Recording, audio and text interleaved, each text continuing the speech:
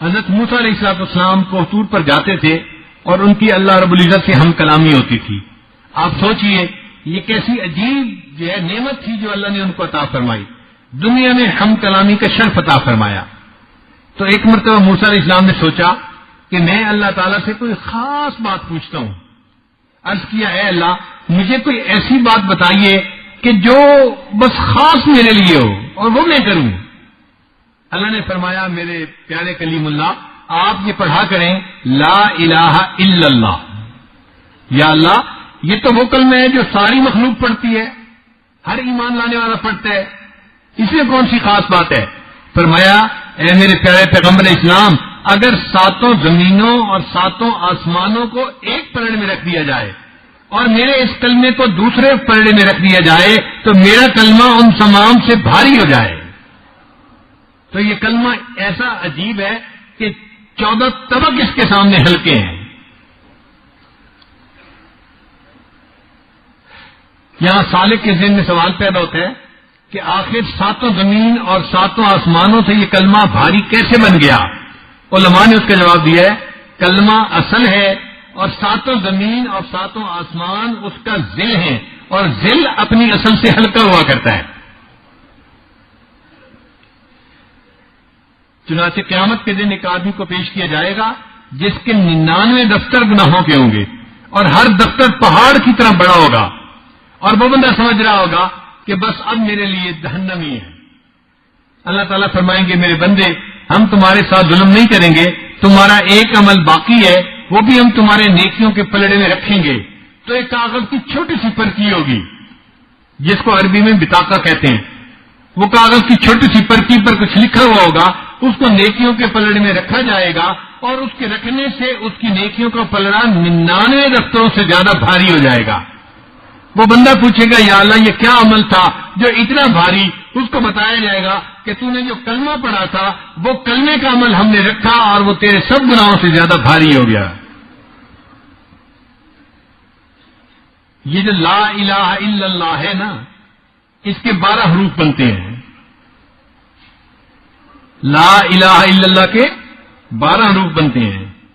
چنانچہ علماء نے لکھا ہے کہ جو لا الہ الا اللہ کی تصدیق کرے گا پڑھے گا اللہ تعالیٰ اس کے بدلے 12 مہینوں کے سب گناہ معاف فرما دیں گے. اور بعض علماء نے لکھا کہ انسان کے جسم میں 12 گناہ کے اعضاء ہیں, 2 پاؤں, 2 ہاتھ, 2 کان اور 2 آنکھیں, یہ 8 ہو گئے. اور باقی 4 اعضاء زبان, دل, دماغ اور شرمگاہ, تو یہ 12 اعضاء بن گئے. تو جو بندہ کلمے کا ورد کرتا ہے اس کے 12 حروف کے صدقے اللہ تعالیٰ اس کے 12 اعضاء کے کیے ہوئے سب گناہوں کو معاف فرما دیتے ہیں. www.dasquran.com جہنم کے 7 دروازے ہیں. لہا 7 ابواب قرآن مجید میں ہے, اس کے اللہ نے 7 دروازے بنائے ہیں. اور کلمے کے جو الفاظ ہیں وہ 7 بنتے ہیں. لا الہ الا اللہ محمد الرسول اللہ. تو سارے الفاظ کو ملائیں تو کتنے الفاظ بنے؟ 7 الفاظ بنے. تو جس بندے نے 7 الفاظ پر مشتمل یہ کلمہ پڑھ لیا اللہ اس کے بدلے اس کے لیے جہنم کے 7 دروازوں کو بند کر دیں گے اور وہ انسان جہنم میں نہیں جائے گا.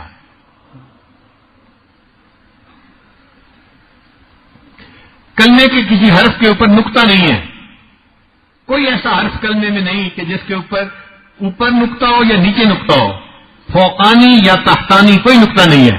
علماء نے لکھا ہے اس میں حکمت یہ ہے کہ اللہ تعالیٰ یہ بتانا چاہتے تھے کہ دیکھو جس طرح کلمے کے اندر کوئی نقطہ نہیں, نہ اوپر نہ نیچے, اسی طرح اللہ کا بھی کوئی شریک نہیں, نہ اس دنیا میں نہ آسمان پہ, سارے جہان میں اللہ کا کوئی شریک نہیں. اللہ تعالیٰ شرک سے پاک ہے. یہ کلمہ اتنی بڑی عبادت ہے کہ نبی علیہ السلام دعا کرتے تھے. ایک صاحب تھے جو بنو کلب کے سردار تھے, ان کا نام تھا دہیا کلوی. تو نبی علیہ السلام ان کے ایمان لانے کی خواہش فرماتے تھے, تمنا فرماتے تھے. بنو کلب کا قبیلہ بڑا تھا اور ان کے مسلمان ہونے سے پورے قبیلے کے مسلمان ہونے کی توقع تھی. تو اللہ کے حبیب وسلم کی وش تھی, تمنا تھی کہ یہ سردار مسلمان ہو جائے تو پورا قبیلہ مسلمان ہو جائے. اور اس قبیلے کے لوگ بکریاں پالتے تھے ہر گھر والے 200-400 بکریاں پالتے تھے. حدیث پاک میں ہے کہ جب پورے قبیلے کے لوگ بکریاں نکالتے تھے تو 2 پہاڑوں کے درمیان کی پوری وادی بکریوں سے بھر جایا کرتی تھی. ایک دن دہیہ کلبی نبی علیہ السلام کی خدمت میں حاضر ہونے لگے. جبریل علیہ السلام آئے, اے اللہ کے حبیب صلی اللہ علیہ وسلم, تھوڑی دیر میں دہیہ کلبی آپ کے پاس حاضر ہو رہے ہیں. تو نبی علیہ السلام خوش ہو گئے. اتنے میں دہیہ کلبی بھی آ گئے. اللہ کے نبی صلی اللہ علیہ وسلم اٹھے اور آپ صلی اللہ علیہ وسلم نے اپنی چادر بچھائی اور کہا کہ دہیہ کلبی اس چادر کے اوپر بیٹھیے. نبی السلام نے فرمایا, اذا اتاکم کریم قوم فاکرموہ, جب تمہارے پاس کسی قوم کا کوئی بڑا انسان آئے تم اس کا احترام کرو. دیکھو شریعت ہمیں یہ اخلاق سکھاتی ہے. اس میں مسلمان اور کافر کی کوئی تفریق نہیں. وہ اگر کسی قوم کا بھی بڑا ہے تم اس کا اکرام کرو. یہ کافر ہیں, نبی السلام کے پاس آئے, اللہ کے محبوب صلی اللہ علیہ وسلم نے ان کے لیے چادر بچھائی, دہیہ کلبی یہاں بیٹھو. مگر دہیہ کلبی کا تو دل بدل چکا تھا. انہوں نے اس چادر کو اٹھایا, اس کو چوم کے اپنے آنکھوں سے لگایا. اے اللہ کے نبی صلی اللہ علیہ وسلم, میں اس چادر کے اوپر نہیں بیٹھوں گا, بس میں تو غلام بن کے حاضر ہوا ہوں اور مجھے تو آپ کلمہ پڑھا کے مسلمان بنا دیجئے. نبی السلام نے ان کو کلمہ پڑھا دیا تو دہیہ کلبی رضی اللہ تعالیٰ عنہ کی آنکھوں سے آنسو جاری ہو گئے. نبی السلام نے پوچھا, دہیہ آپ رو کیوں رہے ہیں؟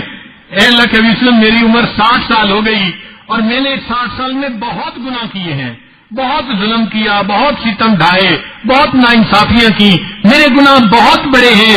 اب میں یہ پوچھتا ہوں کیا میرے گناہ معاف ہو جائیں گے؟ نبی علیہ السلام نے فرمایا, ذرا مجھے بتاؤ کہ تم نے ان 60 سالوں میں کیا گناہ کیے ہیں؟ دہیہ کلبی نے کہا کہ 60 سال کے گناہ ایک طرف ہیں اور 60 سال کے بعد مجھے گھر میں بیٹی کا پیدا ہونا اچھا نہیں لگتا تھا. میں نے اپنے ہاتھوں سے اپنے قبیلے کی 70 معصوم بچیوں کو زندہ دفن کر دیا. تو زندہ 70 بچیوں کو دفن کرنے کا گناہ بھی ہے اور باقی گناہ اس کے علاوہ ہے. اب صحابہ کرام یہ سن کر حیران ہو گئے, اتنے بڑے گناہ. اب دیکھو نبی السلام کیا جواب دیتے ہیں. نبی السلام نے جواب میں فرمایا, ابھی ابھی اللہ رب العزت نے پیغام بھیجا ہے, الاسلام یہدم ما کان قبلہ, جو بندہ کلمہ پڑھتا ہے پچھلی زندگی کے جتنے بھی گناہ ہوتے ہیں اللہ سب گناہوں کو معاف فرما دیتے ہیں. چنانچہ یہ کلمہ پڑھنا اس کو چھوٹا نہ سمجھیں, یہ بہت بڑا عمل ہے اور اس پر ہم اللہ کے حضور شکر ادا کریں کہ اللہ آپ نے ہمیں زندگی میں کلمہ پڑھنے کی توفیق عطا فرمائی. اصل قیمتی متاع ہمارے پاس سب سے بڑی یہی ہے, اس سے بڑی قیمتی چیز کوئی نہیں ہے.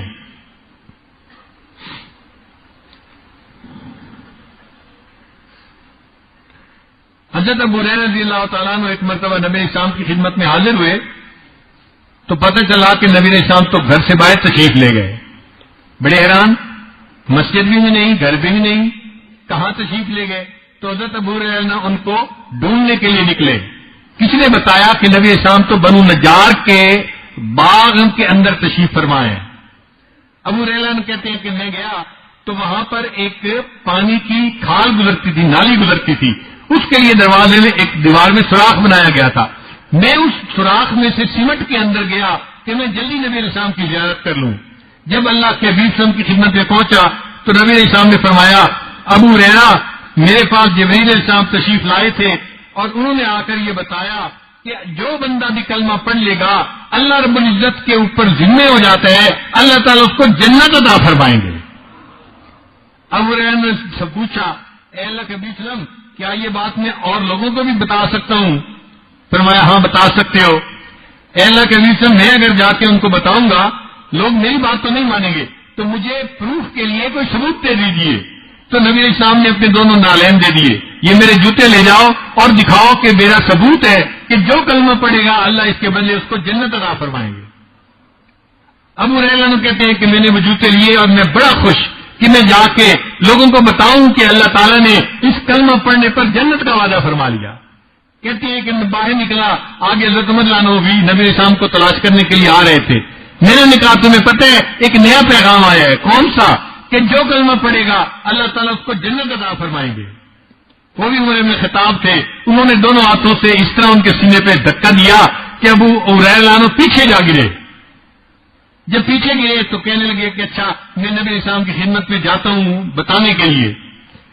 ابو ہریرہ نبی اسلام کی خدمت میں پیش ہوئے اور پیچھے پیچھے عمر لانو بھی آ گئے. تو ابو ہریرہ نے بتایا اے اللہ کے حبیب صلی اللہ علیہ وسلم آپ نے مجھے جو پیغام دے کے بھیجا تھا میں نے عمر فاروق کو سنایا, انہوں نے میرے ہاتھ پہ ایسے 2 ہاتھ مارے, میں پیچھے جا کے گرا. نبی علیہ السلام نے فرمایا عمر کیا تم نے ایسے کیا تھا؟ اے اللہ کے حبیب میں نے ایسے کیا تھا. عمر ایسے کیوں کیا تھا؟ تو عمر نے جواب دیا اخشا ان یتکل الناس علیہا فخلہم یعملون. اے اللہ کے حبیب صلی اللہ علیہ وسلم مجھے یہ ڈر ہوا اگر یہ بات لوگوں کو بتا دی جائے گی پھر عمل کوئی نہیں کرے گا, ہر بندہ کہے گا کلمہ پڑھ لیا جنت مل جائے گی, آپ لوگوں کو عمل کرنے دیجیے. تو نبی علیہ السلام نے فرمایا بہت اچھی بات ہے, لوگوں کو عمل کرنے دو. لیکن پیغام تو یہی تھا کہ جس نے کلمہ پڑھا اللہ اس کلمے کے بدلے اس کو جنت ضرور عطا فرمائیں گے. اب یہاں پر ایک سوال پیدا ہوتا ہے کہ نبی علیہ الصلوۃ والسلام نے خود کیوں نہیں منع کر دیا, خود تو بتا دیا, اور جب عمر نے فرمایا تو پھر کہنے لگے ٹھیک ہے لوگوں کو عمل کرنے دو. علماء نے اس کا جواب لکھا ہے کہ نبی علیہ السلام کی نگاہ مبارک اس وقت اللہ کی رحمت پر تھی. نبی علیہ السلام نے فرمایا جاؤ اللہ کی رحمت کو پیش نظر رکھتے ہوئے یہ پیغام دے دو جو کلمہ پڑھے گا اللہ اس کے بدلے اسے جنت عطا فرمائیں گے. اور حضرت عمر لانو کی نظر اسباب پر تھی, لوگوں کے اعمال پر تھی. وہ سمجھ گئے اگر لوگوں کو پتہ چل گیا تو عمل کوئی بھی نہیں کرے گا, اس لیے لوگوں کو یہ بات بتانی نہیں چاہیے, ان کو عمل کرنے دینا چاہیے. ایک تیسری حدیث نبی علیہ الصلوۃ والسلام کی خدمت میں ابو ذر غفاری رضی اللہ تعالیٰ عنہ حاضر ہوئے تو نبی علیہ السلام اس وقت سو کر اٹھے تھے. نبی علیہ السلام نے فرمایا ابو ذر میرے پاس ابھی ابھی جبرائیل آئے اور انہوں نے آ کر یہ جو ہے نا خوشخبری دی کہ جو بندہ لا الہ الا اللہ محمد رسول اللہ کو پڑھے گا اس کی گواہی دے گا اور پھر پوری زندگی اس کے اوپر پکا رہے گا حتیٰ کہ اس کو اسی پر موت آ جائے گی, اس کے بدلے اللہ تعالیٰ اس کو جنت عطا فرمائیں گے. تو ابو ذر غفاری نے جب یہ سنا تو انہوں نے پوچھا اے اللہ کے حبیب صلی اللہ علیہ وسلم اگرچہ وہ شخص چوری بھی کرے اور زنا بھی کرے, نبی اسلام نے فرمایا ہاں اگرچہ وہ شخص چوری اور زنا بھی کرے اللہ پھر بھی اس کو جنت عطا فرمائیں گے. انہوں نے پھر دوسری مرتبہ پوچھا, نبی علیہ السلام نے یہی جواب دیا. انہوں نے تیسری دفعہ پوچھا, نبی علیہ السلام نے یہی جواب دیا. انہوں نے چوتھی مرتبہ پوچھا اے اللہ کے حبیب صلی اللہ علیہ وسلم کلمہ گو بندہ اگرچہ زنا کرے اگرچہ چوری کرے پھر بھی اللہ جنت عطا فرمائیں گے. نبی علیہ السلام نے آخری مرتبہ فرمایا اللہ اس کو پھر بھی جنت عطا فرمائیں گے اگرچہ ابو ذر کی ناک خاک آلودہ ہو جائے, یعنی اگرچہ ابو ذر کو یہ بات اچھی نہ لگے اللہ پھر بھی اس کو جنت عطا فرمائیں گے. چنانچہ حضرت شاہ اسماعیل شہید رحمۃ اللہ علیہ تقویت الایمان میں لکھتے ہیں, ذرا توجہ سے بات سنیے گا, فرماتے ہیں دنیا میں بڑے بڑے گناہ گار گزرے ہیں, فرعون, حامان, نمرود, شیطان, یہ بڑے بڑے گناہ گار ہیں. وہ فرماتے ہیں اگر ان سب کے گناہوں کا جمع کر لیا جائے, مجموعہ کر لیا جائے اور کسی ایک بندے نے اتنے اکیلے گناہ کیے ہوں مگر وہ کلمہ پڑھے اور توحید کے اوپر قائم رہے تو اللہ تعالیٰ اس کلمے کے بدلے اس بندے کے گناہ کو بھی معاف فرما دیں گے.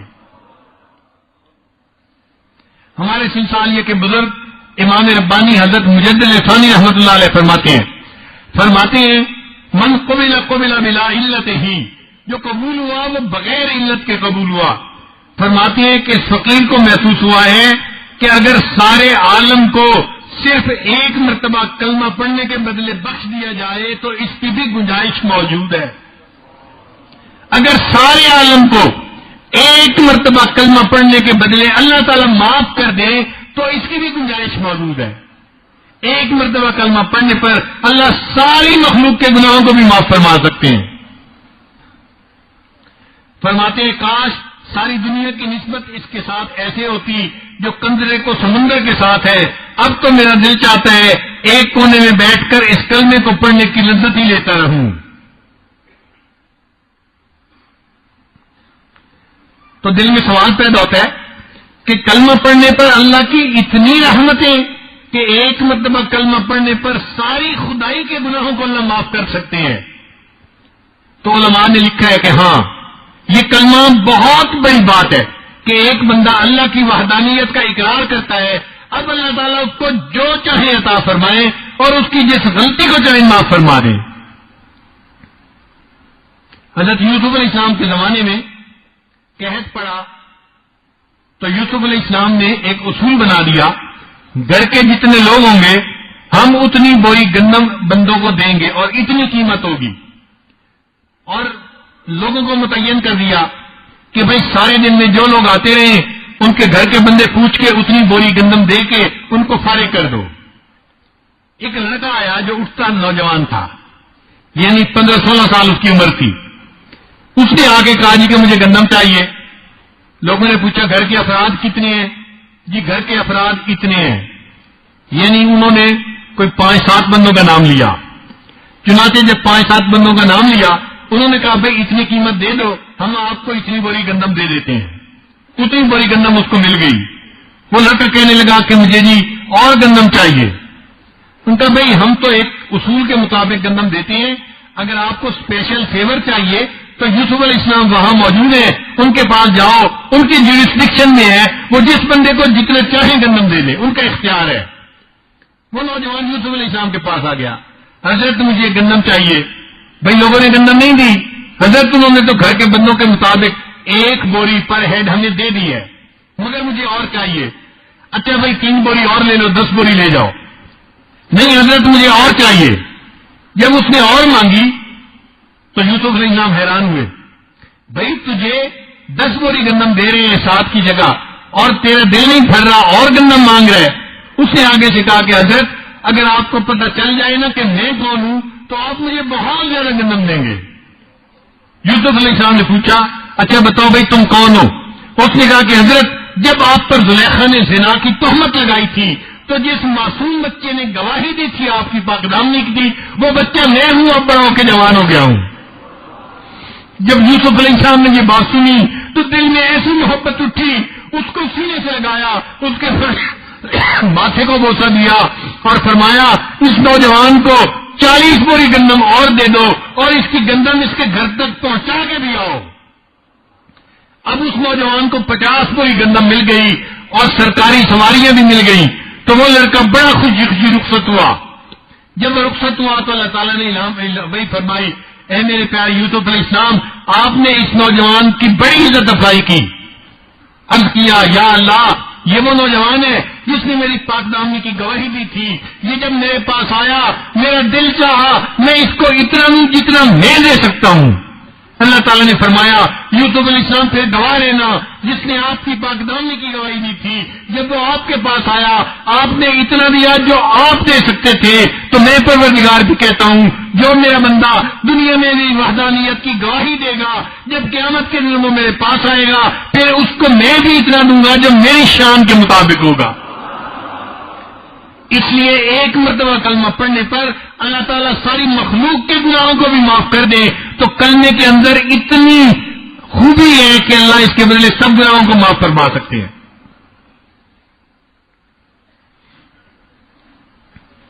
ویسے بھی اللہ رب العزت رحمان بھی ہیں رحیم بھی ہیں۔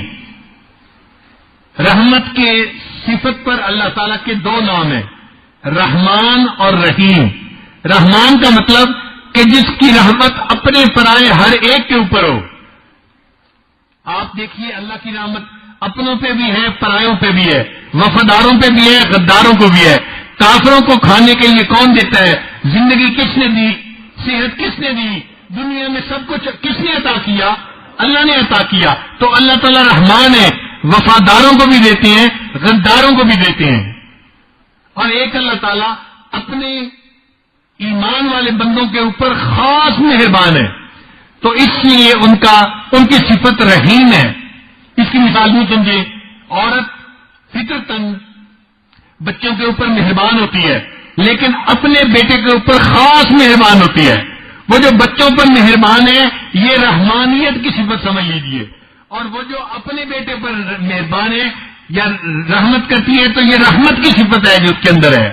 تو اللہ تعالیٰ رحمان بھی ہیں اور رحیم بھی ہیں۔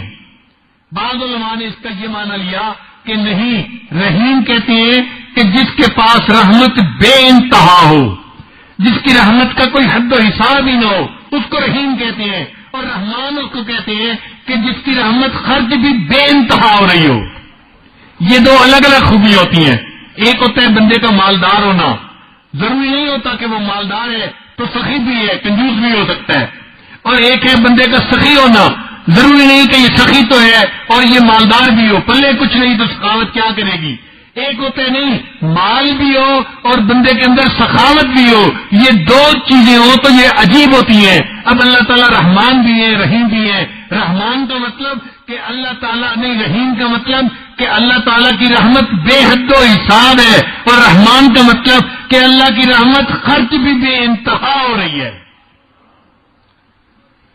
اب ایسی ذات جس کی رحمت کا یہ حال ہے، جب کوئی اس کی وحدانیت کی گواہی دے گا تو پھر اللہ تعالیٰ اس بندے کو کتنا عطا فرمائیں گے. آپ خود غور کر سکتے ہیں. کہتے ہیں کہ حاتم طائی کے پاس ایک فقیر آیا، اس نے کہا جی مجھے 5 دینار چاہیے. حاتم طائی نے اپنے بندے کو بلایا، اس کو 500 دے دو.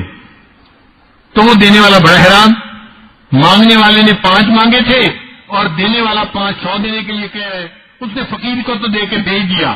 پھر حاتم طائی سے پوچھا، جناب جب اس نے مانگے 5 تھے آپ نے 500 دینے کا حکم کیا. حاتم طائی نے کہا اس نے اپنے حاجت کے مطابق مانگا تھا اور میں نے اس کو 500 اپنے مقام کے مطابق عطا فرمایا. اگر دنیا کے سخی اتنا سخی ہو سکتا ہے، اللہ رب العزت تو احکم الحاکمین ہے. پھر اگر کوئی بندہ ان کی وحدانیت کی گواہی دے گا اللہ کتنا عطا فرمائیں گے، اس کا کوئی بندہ اپنے ذہن میں تصور بھی نہیں کر سکتا. اس لیے یہ کلمے کا پڑھنا بہت بڑی سعادت ہے، بہت بڑی نعمت ہے جو اللہ نے ہمیں عطا کی. ہمیں اس پر اللہ کا شکر ادا کرنا چاہیے. www.dasquran.com